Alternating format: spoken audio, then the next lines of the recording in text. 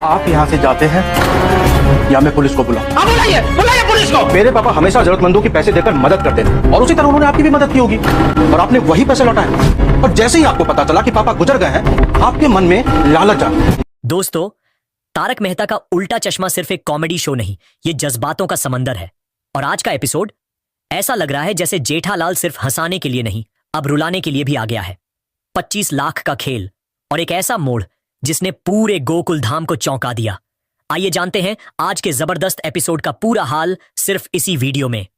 कहानी की शुरुआत होती है उस खौफनाक हकीकत से। जेठालाल ने जो 25 लाख रुपए टोनी कंपनी में इन्वेस्ट किए थे, वो गलती से टेकचंद जी के अकाउंट में चले गए। अब तक सबको लगा था कि शायद एक फोन कॉल या मुलाकात से मसला हल हो जाएगा, मगर जो आज हुआ वो किसी ने सोचा भी ना था। जेठालाल और मेहता साहब पूरी उम्मीद लेकर पहुंचे नेकचंद के पास, लेकिन वहां उनका सामना हुआ एक ऐसी दीवार से जो पैसों की नहीं, जज्बातों की बनी हुई थी।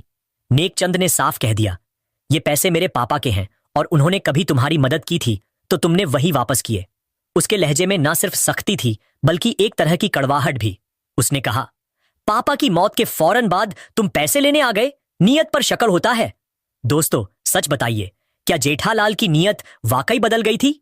नहीं, वो तो सिर्फ अपने हक के लिए लड़ रहा था, लेकिन नेकचंद के इल्जाम ने माहौल को आग लगा दी। जेठालाल ने हाथ जोड़कर कहा, भाई, ये पैसे मेरे बिजनेस के हैं, मैंने कंपनी के लिए भेजे थे, गलती से तुम्हारे अकाउंट में चले गए। मैं भीख नहीं मांग रहा, अपना हक मांग रहा हूं। लेकिन नेकचंद का दिल पिघलने के बजाय और सख्त हो गया।